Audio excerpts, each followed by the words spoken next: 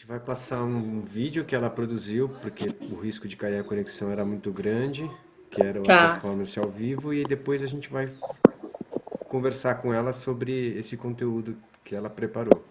tá legal. Mioshin, bem-vinda.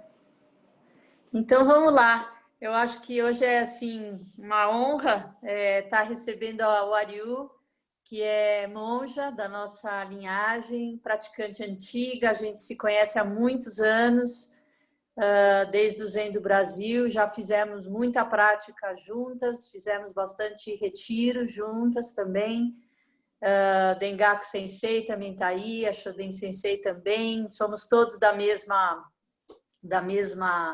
geração. Acho que até o Ariu é um pouco mais antiga, né, na prática. Eu não sei exatamente quando ela começou, mas a minha lembrança é que nós começamos juntas. Talvez homenageando Terigata, o poema de Mahaprajapati. Eu lembrei da frase: nós estávamos lá desde o princípio, né? A gente só está se reencontrando nessa vida, nesse momento, mas a gente já estava lá. Então, para mim é uma alegria assim esse reencontro com a Wariu, principalmente porque ela também traz nela essa vontade de estudar e de relembrar e manter viva a linhagem das mulheres. O texto Terigata que nós usamos em 2011 para a apresentação de uma peça de teatro lá no Zen do Brasil foi um texto que ela ajudou a Monja Coen na tradução. Então, poder ter ela ao vivo, né, agora com a gente, relendo esse material também, reestudando, inspirando a gente a estudar novamente, para mim é muito importante, e nesse momento mais ainda, né? Então, o que ela vai trazer para a gente hoje é uma inspiração para que a gente continue os estudos, né? Não é ela longe de abraçar todo esse conhecimento da linhagem, mas é mais nos inspirar, entender que nós estávamos lá desde o princípio. Se a história foi escrita por homens e nós fomos apagadas em algum momento, é só um desvio do caminho, né? E a nossa tarefa, a nossa função é resgatar isso, né? Porque nós estávamos lá e nós estamos aqui, né? Então, Ariel, o tempo é seu, como você se sentir melhor pode começar.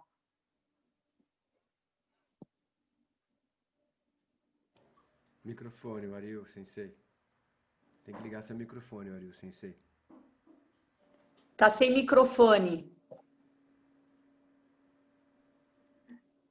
É, bom, nós estávamos lá desde o princípio assim, esse convite da Wahoo Sensei foi muito inspirador para mim. Eu gosto de estudar, né? Estou aqui em São João del Rei fazendo um curso de psicologia, né? Eu tenho isso como um campo para minha vida mesmo. E assim, esse convite me reconectou, né, com algo que eu tinha meio esquecido, né? Esse trabalho e essas traduções. Desde dezembro do ano passado, quando a Wahoo pediu a Monja Coen que enviasse esse texto da linhagem, por causa do interesse dessa sanga, né, que tem esse nome tão especial, Terigata, né? Quer dizer, a sanga já convida, né, a reflexão sobre as mulheres, né? O nome da sanga é Teri, que significa mulheres antigas, ou muitas vezes é traduzido como anciãs, né?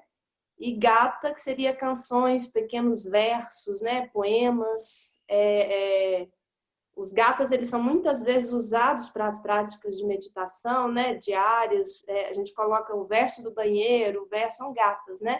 E o nome gata, então, se refere a esses pequenos textos de sati. Sati aí entendido como lembrar, né? Para você lembrar da prática, lembrar desse campo do sagrado na sua vida o tempo inteiro, né? E o sagrado aí, esses gatas aí, para lembrar das mulheres que também se conectam com esse sagrado, né? E que realizam esse sagrado. Eu acho que o que o pode passar aos filmes agora, né? É um filminho só, não dá para fazer a performance da minha voz ficar falhando muito, e a gente tinha feito alguns testes, né? E aí eu preferi sair desse precário absoluto para um precário relativo, assim, para a gente ficar no algo que é possível, né, de ser entendido. Então, eu vou trazer algumas dessas histórias de mulheres nesses pequenos vídeos e vou falar um pouco, desenvolver um pouco a partir dessas pequenas dicas que esse vídeo vai trazer, tá bom? Vamos lá, então, ao vídeo?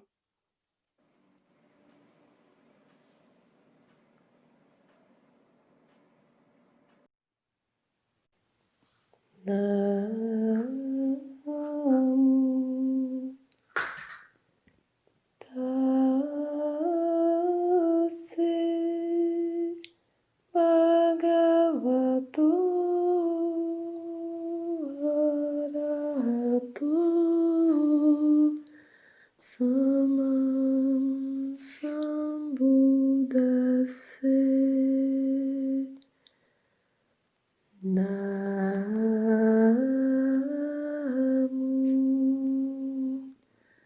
Tase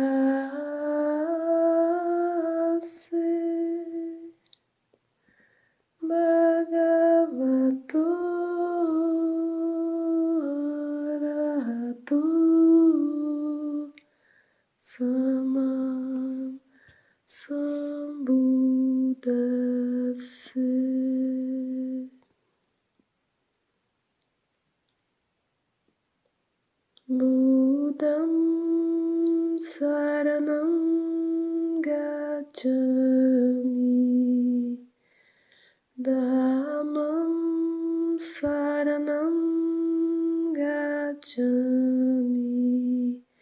Sangham Saranam Gacchami.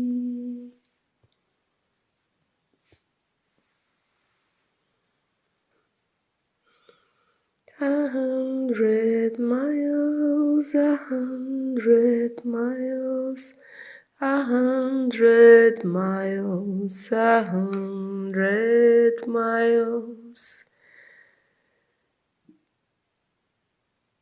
Os pés nus, descalços, barefoot. A terra e o caminhar. Parece que caminharam muitos quilômetros. 100 miles, 100 miles, 100 miles, 100 miles. Elas se juntaram e caminharam, e caminharam, e caminharam um pouco mais e mais ainda. Passaram por vilas, cidades, bosques, florestas, chuvas, calor, e caminharam e chegaram ao bosque de Jetali, onde Buda erguia a mão e colocava em movimento, a cada instante, o Dharma que roda.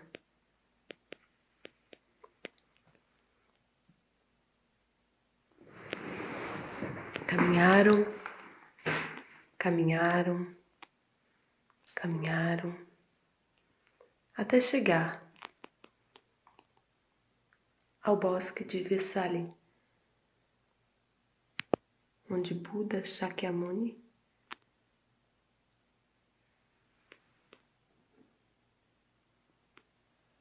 ensinava.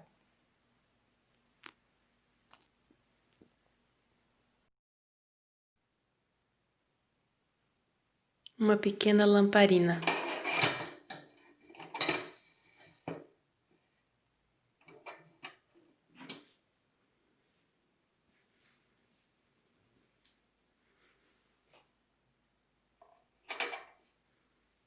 E o vento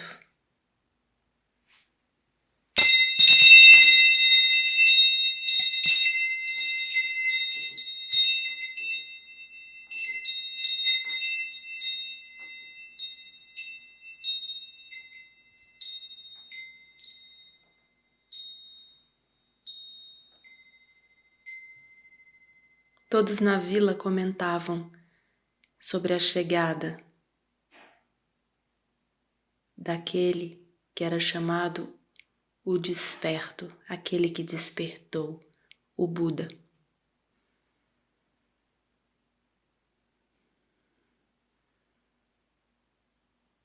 A humilde, pobre jovenzinha mal tinha o que comer.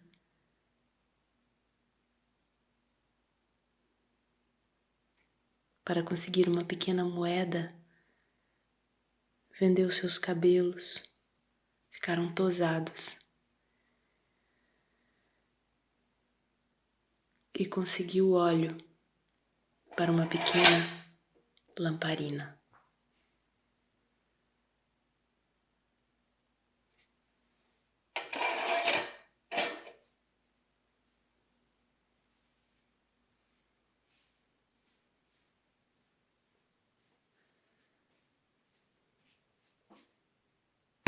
E eis que chega Shakyamuni Buda.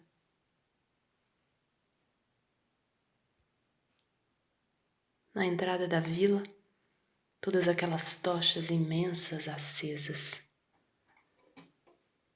Tudo é luz. E com ele,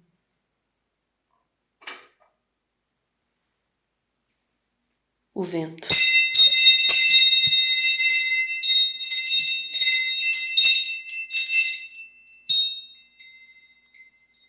Todas aquelas imensas tochas se apagam. E apenas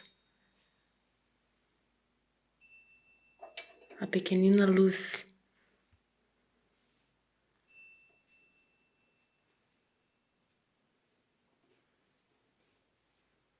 da pobre jovenzinha ilumina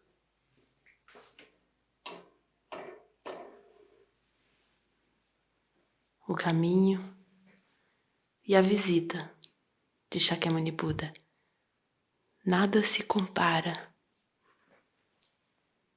a um coração puro e a uma oferta feita com sinceridade.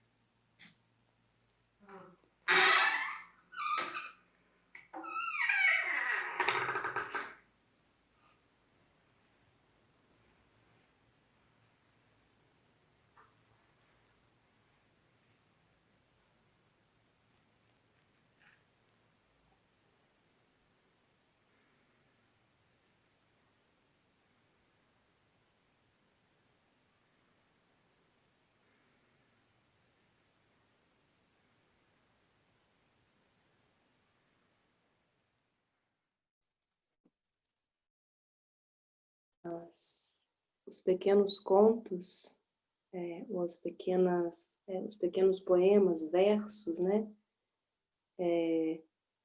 Que foram escritos. Na verdade, isso é uma coisa que eu gostaria talvez de começar por aí. A gente não tem um registro escrito original, né? Na época de Buda, esses textos eles não eram escritos, era uma tradição oral, né? Alguns falam que logo depois do Parinirvana de Shakyamuni Buda, esses textos começaram a ser registrados. Outros falam que demorou 400 anos, né? Então, assim, são coisas que têm discrepâncias. E a língua original em que eles foram registrados é o Pali, né? Então, essa questão de autenticidade, né? Que é trazido por uma tradição originalmente oral, né? E isso é importante para a gente começar a pensar o que é uma linhagem feminina. A primeira cena, né, que eu trouxe aí nessa tentativa de fabricar uma história, assim, é de mulheres caminhando e chegando a Shakyamuni Buda, não apenas para ouvir o ensinamento, mas para pedir a ele. Eles chegam no mosteiro que chama Banyan e pedir a Shakyamuni Buda, né? Era Mahaprajapati, a mãe adotiva de Buda, aquela que o criou, né? Porque a mãe de Shakyamuni Buda falece. Isso também é um dado histórico interessante, né? Como as mulheres faleciam nos partos, né? E assim, embora não se fale morte, que é uma ideia de morte, né? Está ali desde o nascimento de uma mãe que falece, né? Dando à luz. A princesa Maia, né? A rainha Maia, né? E Mahaprajapati, ela é trazida como a primeira monja histórica, essa mãe de criação de Buda. E ela vai a Shakyamuni Buda já com um séquito de mulheres, muitas mulheres a acompanham, assim, para pedir que as mulheres também possam entrar completamente no fluxo, no caminho, né? Como monjas, não somente como práticas leigas. Buda Shakyamuni, o iluminado, sem discriminações, ele nega. Ele não acha adequado. Ele acha que é uma insistência e pede a Mahaprajapati que não insista nisso. No entanto, ela insiste, pede algumas vezes a ordenação monástica. E quando ele vai falar, dar uma palestra, né, um Teisho sobre a verdade, vai girar e falar sobre a não discriminação, sobre a capacidade igual que todos os seres têm de alcançar o despertar, de despertarem, alcançar a iluminação, ele, Ananda, né, o venerável Ananda, entra com uma pergunta, fala assim, então por que as mulheres não podem ser completamente ordenadas? Quando eu trago essa história, né, e a partir daí Buda permite que as mulheres sejam ordenadas, mas reza a história, né, que é dado às mulheres um código diferente dos homens, um código de regras monásticas, com 8 regras que são chamadas regras duras ou regras difíceis, né?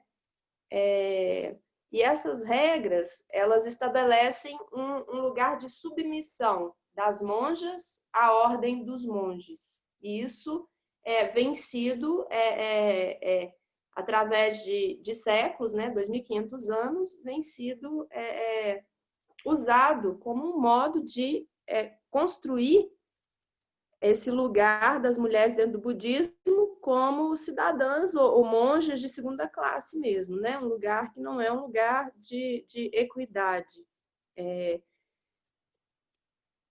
E assim, eu gostaria de fazer uma ressalva de que a gente tem que entender essas coisas historicamente, qual que era o lugar da mulher na Índia, né? A gente vê nessas histórias, né, também imagens do que se espera tanto do papel papel da mulher, quanto as imagens que são relacionadas à mulher. A gente vê também nessas histórias antigas, nessas gatas, essa coleção, que é algo muito raro, ter uma coleção de versos de liberação, e aí a ênfase muito forte são versos de mulheres que alcançaram o caminho da liberação, que despertaram, que de certo modo se tornaram arahats também, assim como os homens, que são aqueles 16 arahats clássicos principais, né? Dentro da nossa ordem da Escola Soto do Zen Budismo, tem também as arahats femininas, né? E a gente nunca pensa nesse lugar das mulheres como algo tão fundamental, assim, né? E o que acontece? Tem as imagens, assim, e tem também as condições históricas mesmo de existência da mulher, né? Que talvez impedissem muitas de continuarem o caminho. Então, você tem, primeiro, uma dificuldade, digamos, na própria instituição da ordem budista, né? Nós temos uma dificuldade que está lá desde o início, quer dizer, então a gente está lá desde o início, mas quais são as condições, né, da manifestação das mulheres como monjas, né? Como que é possível, né? Isso é uma questão que está posta e não está respondida, né? A gente tem uma transformação também ao longo dos séculos, né, desse lugar, mas sempre mantendo, por exemplo, dentro da escola Soto, até a Segunda Guerra Mundial, isso é um relato que a Monja Coen faz, num dos textos que eu li, assim, chama Gênero no Budismo, está lá no site dela. Até a Segunda Guerra Mundial, as mulheres não recebiam esse manto cor de açafrão, né? Esse manto dourado, né?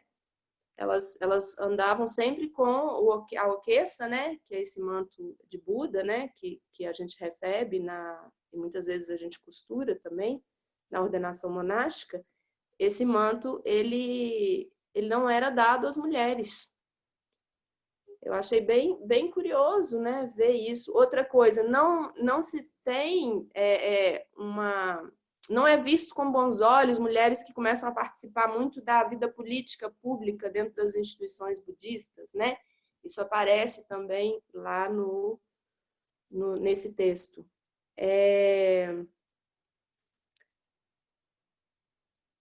Tem alguns outros textos e livros, na verdade, que eu consultei, que o Kendo-san, ele montou ele é praticante, acho que da Sangha aí do Sul, né?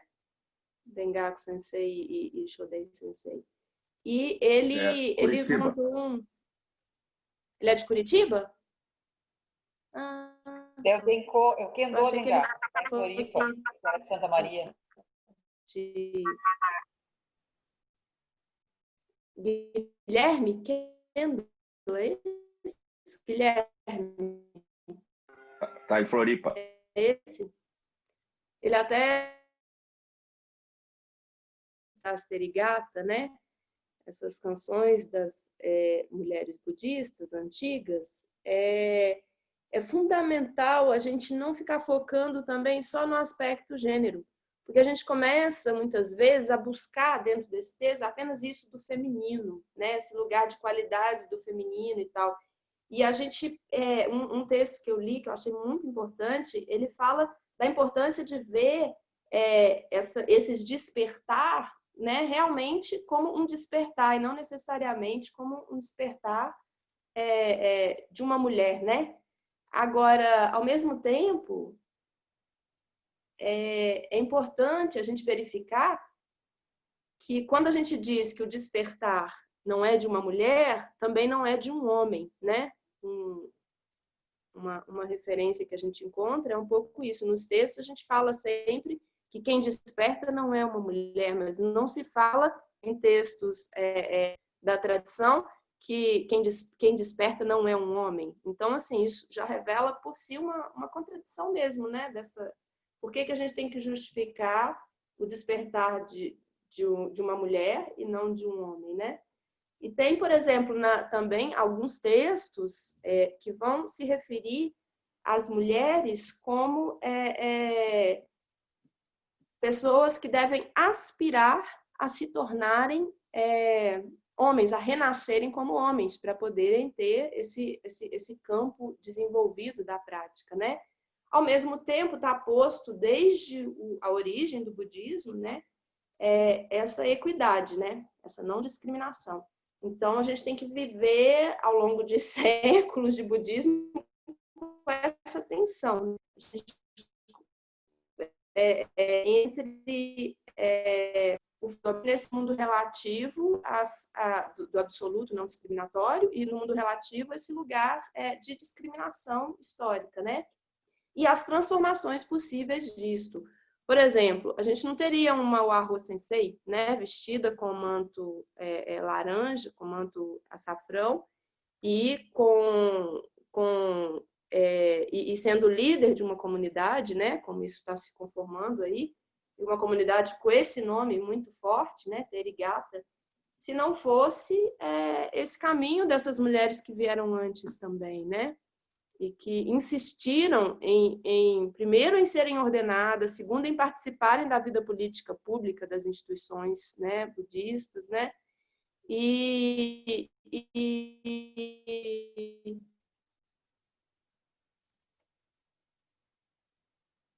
isso foi um caminho de transformação, né? E também a gente percebendo que os discursos, por exemplo, sobre gênero não são iguais nem no Japão como existem no Ocidente, né?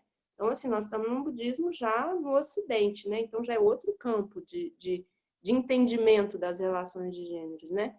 E sempre relativizando isso, né? O Ocidente é um certo modo dentro desse lugar ocidental, né? E em relação às linhagens, essas linhagens elas se perderam. Nós não temos essa linhagem, por exemplo, Mahaprajapati, segundo relatos, ela dava ordenação a monjas também, né? Ela criou uma ordem, digamos, muito entre aspas, né, mais relacionada a monjas. Mas essa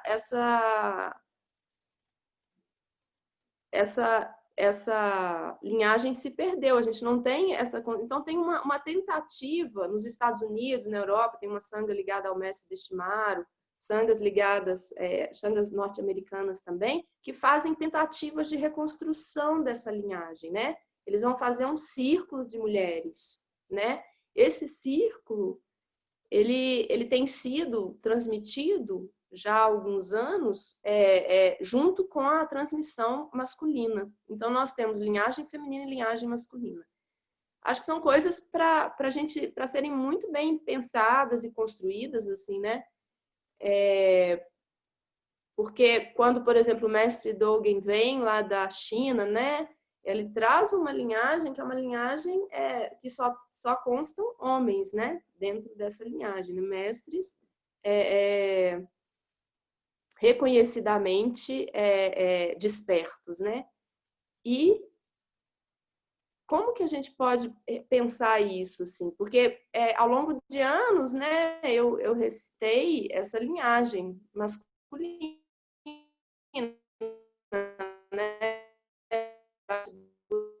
Começa até antes de Shakyamuni Buda, 6 Budas anteriores, e a gente chega para todos os discípulos, assim, né, mais próximos, depois esses dois, né, Makakasho, que recebe a transmissão direta de Shakyamuni Buda, e Ananda, o venerável Ananda, que recebe a transmissão de Mahakashapa, né, ou Makakasho. Mas a gente não tem, então por anos a gente coloca esse lugar aí a gente venera, a gente cuida do Dharma e dessa linhagem, mas, de certo modo, tem uma desigualdade aí, né? É sempre assim, é sempre para um masculino que nós estamos fazendo reverências, né? Por mais que se diga que não, né? Que não, aquilo ali é simplesmente uma imagem histórica, tal como foi constituído, mas a gente está reverenciando, na verdade, o despertar, a sabedoria, a compaixão, né? No entanto, não é bem isso, né? O que a gente vai construindo através dessas imagens no nos próprios altares, né? A gente tem uma curiosidade assim muito, para mim, muito interessante, assim, é essa mudança da identidade de gênero do Bodhisattva, né? Desse ser que está no mundo espalhando o caminho, né? E que se compromete a só atravessar para o outro lado, para outra margem, alcançar o despertar completo, né? Ou a extinção, né? De todo o sofrimento, após todos os seres terem alcançado isso. Mas tem uma imagem do Bodhisattva da compaixão que é bem interessante, porque ele tem uma conformação, uma forma masculina, e ao longo dos séculos, assim, na China e depois no Japão, ele vai ganhando uma forma feminina, né? É Avalokitesvara, que é ele, o Bodhisattva da compaixão. Se a gente pega na tradição do Sutra do Coração,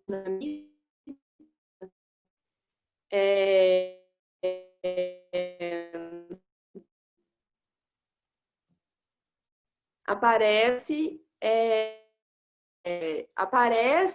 esse Bodhisattva, né? E depois ele ganha uma forma feminina, a Kanon, né? E é curioso, né? Que seja uma imagem feminina, né? Que seja tão valorizada, né? Mas eu fico, às vezes, tentada a comparar, por exemplo, a essa imagem, né, da mãe no cristianismo, né? A mãe, a Nossa Senhora, né? E que não tem um lugar central, né? Tem um lugar fundamental, mas não é o centro, digamos, do caminho, né? Claro que a gente não vai tipo, dizer, não, já que a não vamos mais acompanhar os ensinamentos também as coisas, né? Não é por aí, né, o caminho. Mas eu acho importante a gente também colocar em questão isso, né? Tem uma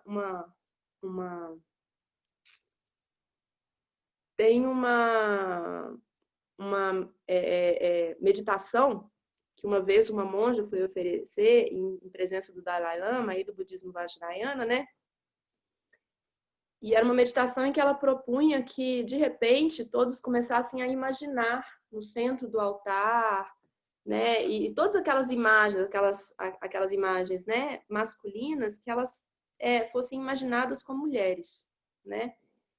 E ao final dessa meditação, boa parte das pessoas que participaram estava chorando, e o Dalai Lama, inclusive, né?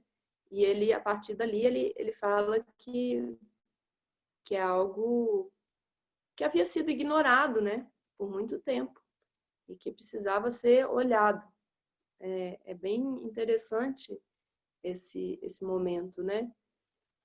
E eu acho que a gente sempre... Eu tinha uma praticante lá de Belo Horizonte que ela trazia essa imagem aí ela ficava esculpindo o Buda mulher. Ela fazia umas imagens de Buda com formato feminino, assim, né? Porque às vezes a gente fica excluída desses lugares, né? E de reverência também, né? De reverenciar não apenas a mulher, mas esse lugar do despertar, esse caminho, esse esforço que foi feito e alcançado, né? Em despertar, né? Uma outra questão que eu acho que é importante é a gente ficar sempre trabalhando com essas imagens do lugar da mulher e as imagens do feminino, né? A mulher que é pura ou que é impura, né? Que tem que fazer um esforço muito maior para poder alcançar, né? E em muitos lugares também de muito sofrimento. Numa das histórias que eu coloquei ali, essa história da menininha com a pequena lâmpada, né? Ela é pobrezinha, ela está sempre nesse lugar menor, mas ela encontra o sentido, né? Ela que ilumina o caminho de Buda, né? Que tem também um caminho que tem a ver com a humildade, né? Só que é um lugar já muito fácil para muitas mulheres, né? Nas narrativas das Therigatha tem muitas vezes esse lugar da mulher sofredora e que sofre tanto, que fica fora da cultura, que não encontra um lugar, né? É a louca, a pária, né? Tem a Patachara, que entra nesse lugar, a Radha Kundalakesa, que ela mata o marido, porque o marido ia matá-la, mas isso gera nela uma culpa tremenda, e aí ela sai loucamente buscando a verdade, buscando o sentido das coisas. Ela se junta ao jainismo, que era uma seita, né? Da época de Buda também, e ela se junta ao jainismo e ela começa a questionar todas as pessoas. Ela passava de vila em vila e ela questionava as pessoas. Ela dizia: quem pode me trazer a verdade? Ela tinha um ramo, né? Tipo um galho, devia ser um cajado, imagino. E ela, com esse ramo, ela questionava as pessoas, né?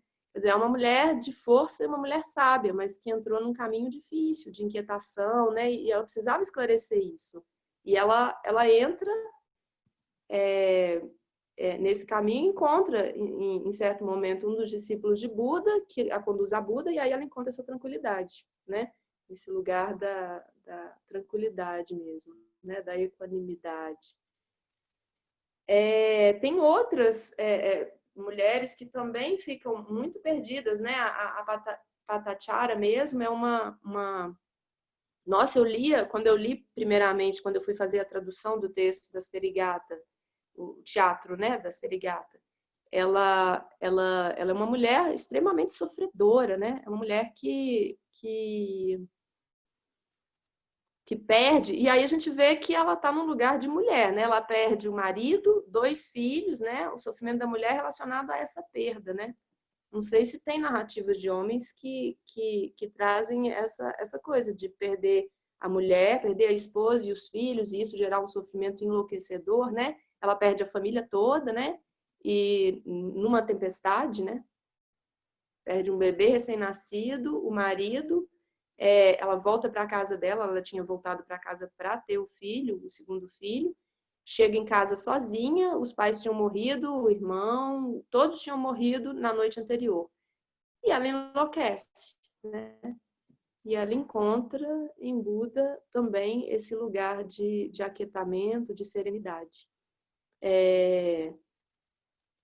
Tem também aquela história da Kissa Gotami, que quase todos conhecem, né? A história do grão de mostarda, né? Ela carregava o filho, também enlouquecida, sem discernimento, carregava o filho pela cidade, querendo que o filho revivesse, né? E chega a Buda fala: então me traga um lugar, um grão de mostarda de uma casa onde jamais alguém tenha morrido, né? Quer dizer, ela se deparando com a questão da morte mesmo, né?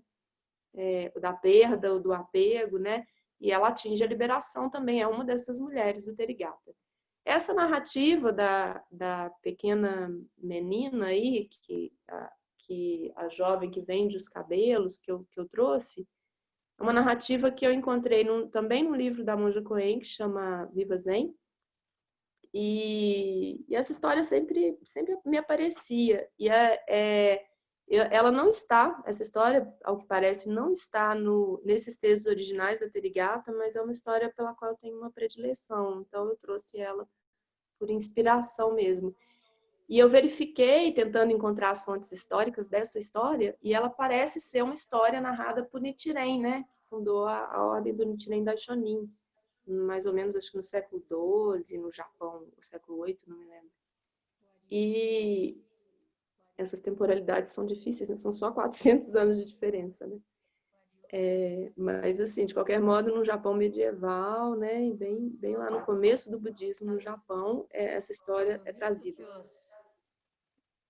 Bom, eu acho que tem mais muita coisa que a gente poderia trazer, mas eu acho que para começo de conversa já tá bom, né, gente? Eu sou 12h45. Tá me ouvindo, Ariu? Que eu estava ligada com a caixinha de som, acho que eu não estava conseguindo. Está me ouvindo? Estou te ouvindo. Tá. Acho que agora eu que não estou te ouvindo. Eu desliguei a caixinha, achei que melhorava.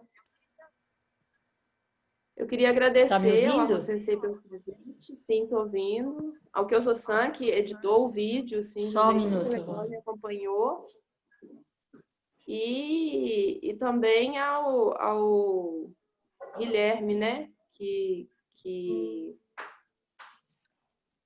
Tá me ouvindo agora? me forneceu muita a base textual, assim, e esses textos eles estão disponíveis, se alguém tiver interesse, pode me procurar. A ideia da UARRO é que a gente tenha continuidade, né? Não sei se eu ou alguém mais que possa se animar, ela, né? A gente construir algo que traga essas questões que são tão ligadas a essa transformação do budismo, mas também, muito especialmente, a essa sanga, né? Que tem esse nome.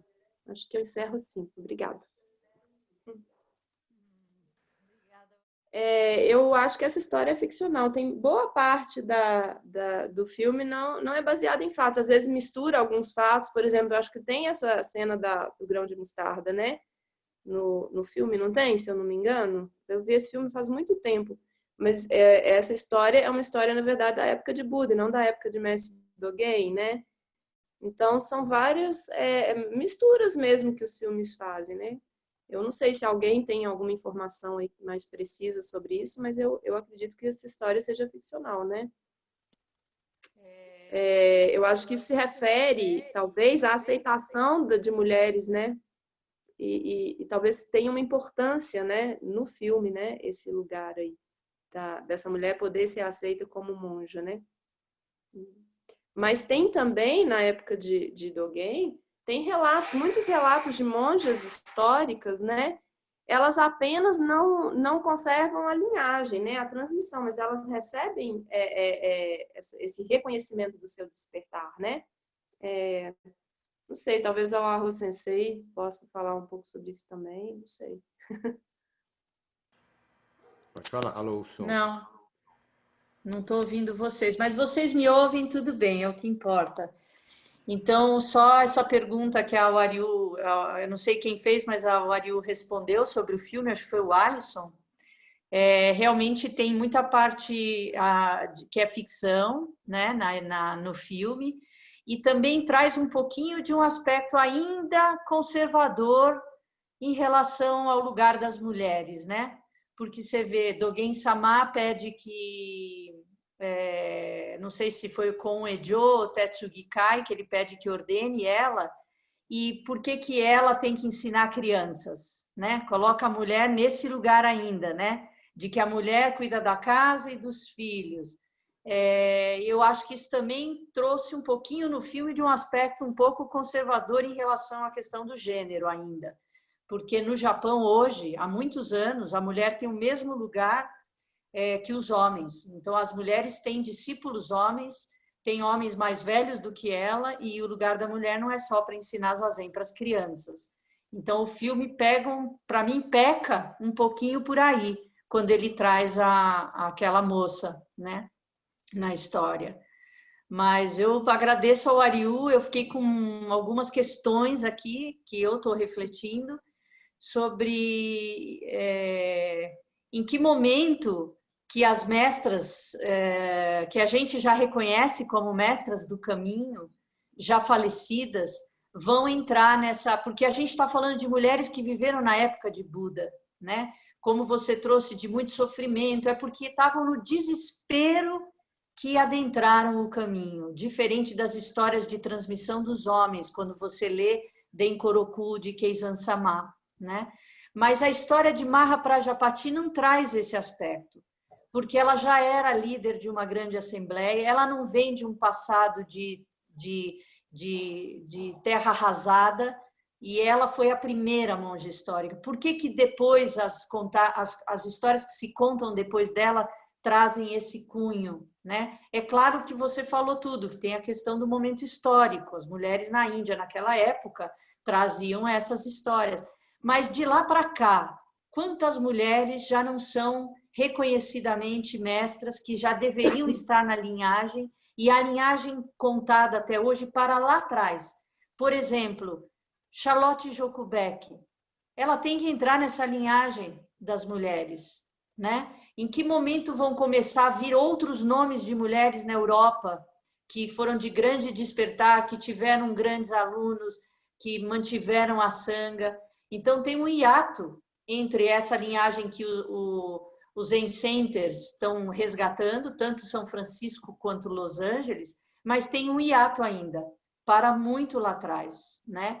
Então, a gente fala que a monja Coen hoje, a gente recita a linhagem dos mestres ancestrais, até Zengetsu Suigan Daiyosho e Shingetsu Koen Daiyosho.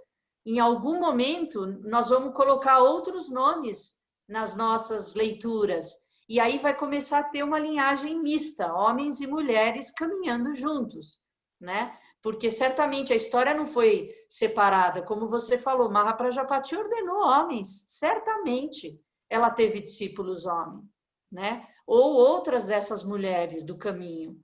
E por que quando conta só do homem separado da mulher? Conseguiu se resgatar, mas não se conseguiu resgatar o cruzamento dela. Eu acho que ainda tem uma resistência. E uma coisa que eu comentei com a monja Coen, ela me mandou a linhagem atual que o Los Angeles está recitando, né? Quando a gente faz a transmissão do Dharma, a gente escreve o nome de toda essa linhagem no sentido horário. É um grande círculo, começa em Shakyamuni Buda, vai para Makakasho Ananda, vai falando todos os nomes dos ancestrais até Zengetsu Suigan Koen e o nosso nome, e volta para Shakyamuni Buda. A linhagem das mulheres que ela me mandou é o mesmo círculo, só que ele gira sentido anti-horário. Achei interessante isso, vou pesquisar, vou tentar achar. Ela até me pediu para falar com o Igyoko por que a das mulheres gira anti-horário e o dos homens gira sentido horário. Então, deve ter muita coisa que a gente não precisa entender. Eu acho que não é para justificar, mas eu acho que é para resgatar, né? Eu gostaria de um dia ler uma linhagem em que tivessem nomes de mulheres mesclado com nomes de homens, né? Uma só linha de consanguinidade, né? Porque não foram duas andando separadas, né? Ela foi uma. Se Shakyamuni Buda ordenou Mahaprajapati porque entendeu que ela já era líder de uma grande assembleia, ela tinha que estar nessa linhagem já. Podia não estar Makakasho, Ananda, eu não sei em que lugar, mas aí já podia estar sendo cruzado, e isso só não foi porque foi contado muito tempo depois, né? Essa história. Eu acho que é isso. Alguém quer falar alguma coisa? Eu posso ler um trechinho daquele texto que eu traduzi, Arro, aquele Nascida de um Sonho, que tem muito a ver com isso. Só um parágrafo. Pode ler, sim. Vamos ver se dá tempo. Acho que sim. Vamos lá. É um pequenininho, é um parágrafo. Registros históricos demonstram que mulheres sempre praticaram o Zen, embora em menor número que os homens. Algumas mulheres eram sucessoras do Dharma dos grandes mestres. Elas ensinavam, tinham seus próprios sucessores do Dharma e eram abadesas de conventos. Em alguns relatos, mulheres tinham até mesmo alunos homens, transcendendo radicalmente as normas culturais de sua época. Em algumas instâncias, mulheres chegaram a alcançar notoriedade. É preciso reconhecer que elas tiveram uma história de valor histórico e espiritual, com histórias que valem a pena serem lembradas e estudadas. Estas mulheres certamente influenciaram seus alunos e seus contemporâneos de maneira importante. Mas as vidas e as histórias dessas mulheres despertas sempre foram subestimadas. Bom, é isto. É isso aí. Muito bom. Alguém mais? Eu acho que isso é só um lampejo, um começo para a gente talvez marcar um próximo encontro para continuar trazendo um pouquinho das histórias. Acho que tem muito mais coisas que a Wariu poderia compartilhar, ou tem pessoas estudando, tem o próprio Kendo que está estudando, o Gustavo, que estudou Mahaprajapati no grupo de estudos de preceitos esse ano, tem a Marie, que fez um trabalho muito legal sobre a questão do feminismo, do feminino no budismo. Eu acho que isso podia ser talvez um outro encontro, né? Vamos planejar, Kyos. A monja Shoden quer falar. Hi. O Kendo está traduzindo, ele achou aquele texto, a gente conseguiu aquele texto do Shobogenzo que fala sobre mulher, e o Kendo está traduzindo. Então, eu acho que vale a pena a gente conhecer, porque eu nem sabia que Dogen tinha escrito sobre mulher, a Monja Coen que comentou, e aí eu fui atrás e ele traduz, então talvez até a Ariu pode ajudar na tradução, né, Ariu? Isso é uma coisa para se usar. Sim, nossa, vai ser bom esse trabalho. Pode estar em conexão, aproveitar a quarentena, né? Porque isso nos conecta, né? É curioso, né? Porque a gente se encontra em vários lugares nesse momento de isolamento, né? Esse lugar virtual aí virou nosso lugar público, né? De encontro. Então, eu gostaria, sim, se ele puder me enviar, o Shoden-san, vai ser bom.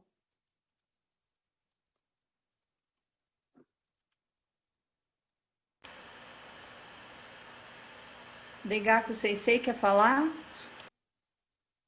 Isso, eu me anotei aqui para falar. E eu fico muito feliz, o Ariel-san, por o teu relato. Acho que foi de uma sensibilidade incrível, não dava para esperar menos de ti. Eu te conheço há alguns anos também, como Arro, e eu acho que tu sempre foi muito... Tu teve sempre a tua personalidade muito, para mim, de uma forma muito preservada. Assim, eu gosto muito da forma como tu enxerga o Dharma, como tu te refere a ele, né? Por muitas vezes eu te escutei traduzindo os Teishos do Sokan e eu achava de uma forma muito muito particular, assim, sem interferir e sem pessoalizar. Tu realmente fazia o papel de uma tradutora que nos trazia a sonoridade bastante agradável, assim, respeitando muito a fala. Mas eu quero dizer que o Elma Roshi, ela também está nesse lugar, né? Eu acho de uma grande mulher, de uma grande mestra. E eu fiquei muito feliz numa oportunidade que eu tive quando eu recebi a transmissão de Koen Roshi, de ter dito a ela e algumas pessoas que estavam presentes que eu estava recebendo uma linhagem aonde apenas uma mulher constava na linhagem que eu recebia. E por sorte, a monja Shoden e a monja Kakuzen, quando a monja Shoden já tem alunos e a monja Kakuzen da mesma forma, na linhagem da monja Kakuzen, dos alunos da monja Kakuzen, existem duas mulheres. Então, essa de que sempre estiveram lá, né, desde o princípio, e de uma forma bem atualizada está chegando nos dias de hoje. E quando a Arro Sensei nos traz a possibilidade de só não esquecermos disso, de nós realmente firmarmos esses propósitos de tornar essa linhagem cada vez mais plural, cada vez mais diversa e cada vez mais inclusiva, eu acho que daqui para frente não tem volta. Eu acho que nós vamos sim ter uma linhagem mista, onde, de uma forma muito honrada, todos estarão bem representados. Eu acho que eu fico tranquilo nesse sentido, porque esse é o caminho. Eu acho que a Sangha Therigata e todas as mulheres presentes estão fazendo e escrevendo a história. Mais do que falar da história, estão fazendo ela. Então, é um pouco isso que eu acho. Obrigado, gente. Obrigado, Ariel-san. Obrigado a toda a Sangha Therigata pelo trabalho. E Kyoso, fantástico de novo. Kyoso.